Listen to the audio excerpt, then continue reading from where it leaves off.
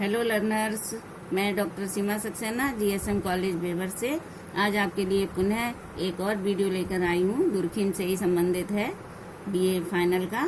ठीक है, तो मैं दुर्खिम के बारे में कल आपको बता रही थी। दुर्खिम की आत्महत्या का सिद्धांत, जो इन्होंने आत्महत्या के 3 प्रकार 4 बताए हैं, उसके बारे में मैं आपको बता रही थी। एक आत्महत्या का प्रकार मैं बता चुकी थी, अहमवादी आत्महत्या। अहमवादी आत्महत्या को शॉर्ट में तब तक मैं बताई दे रही हूँ कि जब व्यक्ति समाज से स्वयं को अलग एवं कटा हुआ महसूस करता है, तब वह आत्महत्या कर लेता है। ठीक है, जैसे एकल परिवार के बारे में हमने आपको बताया था कि परिवार के सदस्य तब करते हैं, और दूसरा उदाहरण मैंने बताया था तलाकशुदा व्यक्ति। तलाकशुदा व्यक्ति भी आत्महत्या करने की ओर अग्रसर हो जाते हैं। अब आ गई आपकी दूसरी आत्महत्या। आत्महत्या का दूसरा प्रकार है परार्थवादी आत्महत्या। इसके बारे में थोड़ा सा जानेंगे, उसकी चर्चा करेंगे हम और आप दोनों ही समझेंगे इसके बारे में कि जब समाज का व्यक्ति पर अधिक प्रभाव पड़ता है तथा वह समाज के लिए कुछ भी कर सकता है, ठीक है, तो वह क्या करता है? आत्महत्या कर लेता है। जैसे एक उदाहरण है सैनिक का। सैनिक समाज के लिए मर मिटने के लिए तैयार हो जाता है। जो हमारे देश के सैनिक हैं वो आत्महत्या करने के लिए हमेशा तैयार रहते हैं। उनकी वो आत्महत्या ही कहलाई जाती है जब वह देश के लिए समर्पण कर देते हैं अपना जीवन। ठीक है, तो ये थी कौन सी?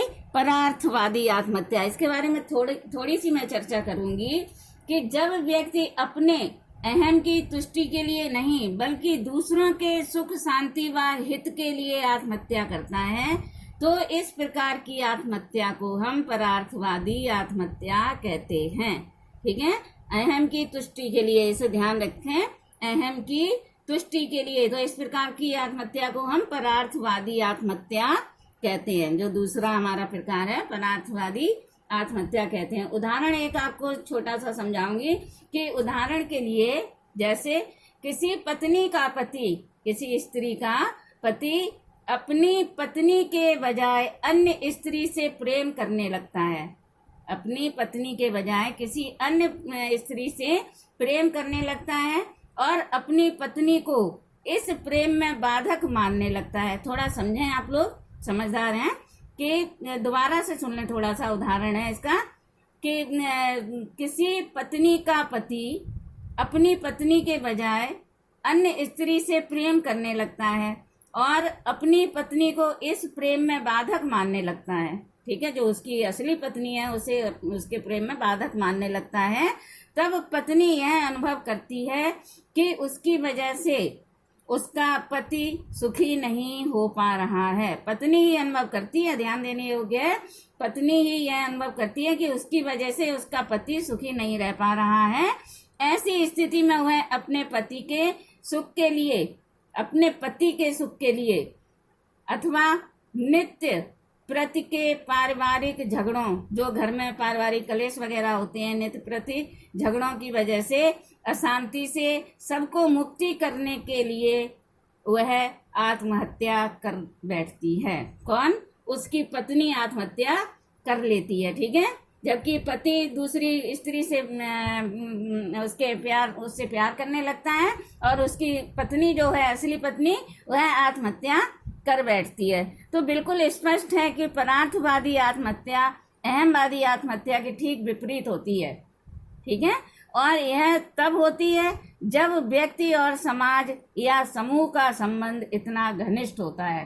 ठीक है, समाज का, व्यक्ति का, जो मैं ऊपर आपको बता चुकी हूँ कि जब समाज का व्यक्ति पर अधिक प्रभाव पड़ता है। ठीक है, और यह कब होता है? जब व्यक्ति और समाज या समूह का संबंध इतना घनिष्ठ होता है कि समाज व समूह व्यक्ति के व्यक्तित्व को पूर्ण रूप से निगल जाता है।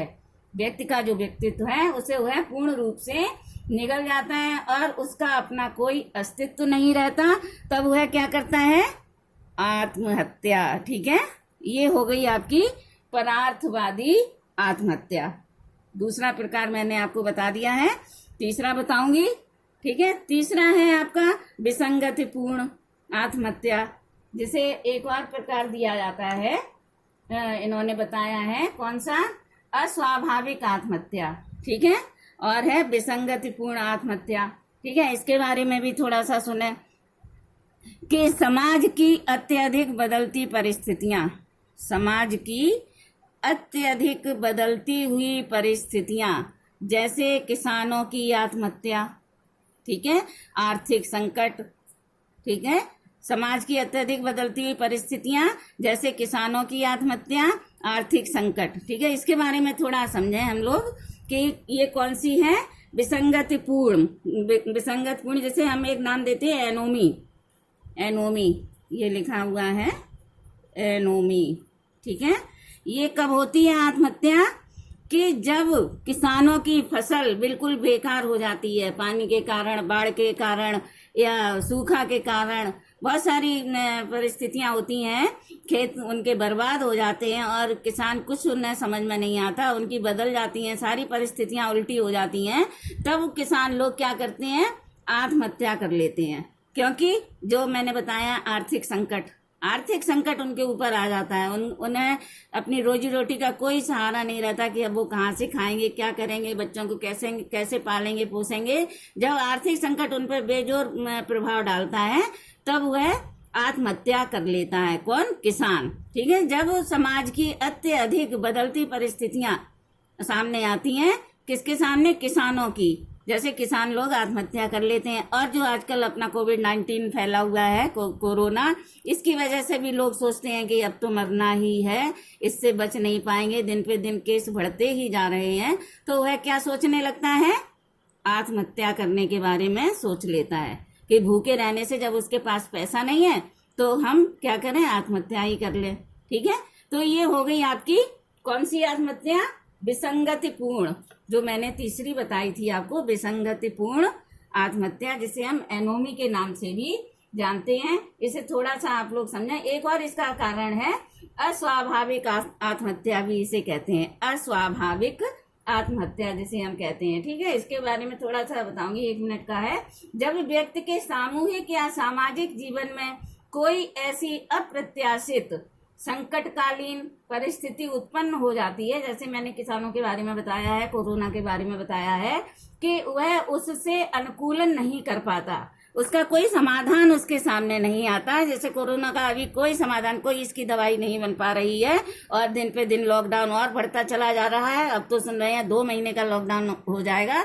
तो ये सब कारण क्या है, ये सब परिस्थितियां हमारे समाज में उल्टी ही होती जा रही हैं, विपरीत परिस्थितियां हो रही हैं। तो कौन सी, अस्वाभाविक, जिसकी हम लोग कभी कल्पना भी नहीं करते थे कि हमारे समाज में ऐसी महामारी फैलेगी। ठीक है, ये कोविड-19 जो हमारा है, जो मैंने तीसरा प्रकार बताया है, विसंगतिपूर्ण आत्महत्या जो कहते हैं, इसका एक नाम है एनोमी, भी हमने इसका बताया है।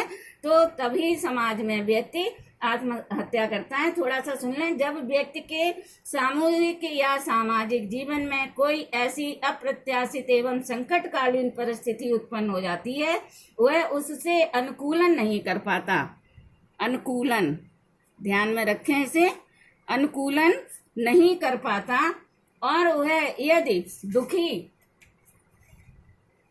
दुखी होकर, जब अनुकूलन नहीं कर पाता तो वह दुखी होकर आत्महत्या कर लेता है। सबसे सरल उपाय क्या लगता है उसे, कि मर जाना ही ठीक है, ना हम जिंदा रहेंगे, ना बच्चों को देखेंगे परेशान, ना पत्नी को देखेंगे। लेकिन वह बाद की स्थिति नहीं जानता कि हमारे मरने के बाद अकेले अभी हम ही मर रहे हैं, उसके बाद हमारे बच्चे भी सोचेंगे जब हमारे पिताजी ने आत्महत्या कर ली तो हम लोग जी के क्या करेंगे। वह उसकी विपरीत परिस्थितियों में और उलझता हुआ चला जाता है। ठीक है, इस प्रकार की आत्महत्या को स्वाभाविक आत्महत्या कहते हैं। ठीक है, स्वाभाविक आत्महत्या भी कहते हैं और विसंगतिपूर्ण आत्महत्या भी कहते हैं। उदाहरण के लिए एक थोड़ा सा उदाहरण है, छोटा सा आपको बता दूं कि एकाएक दिवालिया हो जाने पर, जैसे किसान का उदाहरण मैंने बताया था कि एकाएक दिवालिया हो जाने पर व्यापार में बहुत बड़ा घाटा आ जाने से, ठीक है, जो व्यापार होता है उसमें घाटा आ जाए तब मनुष्य आत्महत्या की तरफ बढ़ जाता है, उसके कदम आत्महत्या करने लगते हैं। और अनाप शनाप जब इनकम टैक्स लग जाने पर व्यक्ति आत्महत्या कर लेता है। तो ये क्या है, अस्वाभाविक आत्महत्या ही इसे कहते हैं। विसंगत पूर्ण आत्महत्या ही इसे कहते हैं एनोमी। ठीक है, ये आपको समझ में आ रहा होगा। मैं बहुत सरल शब्दों में आपको समझाती हूँ, कोशिश करती हूँ कि आपको समझ में आए। और फिर भी अगर आपके कोई समझ में चीज़ नहीं आ रही है, कोई भी प्रश्न समझ में नहीं आ रहा है, तो आप मुझे ज़रूर कमेंट करके पूछ लिया करें। ओके, धन्यवाद।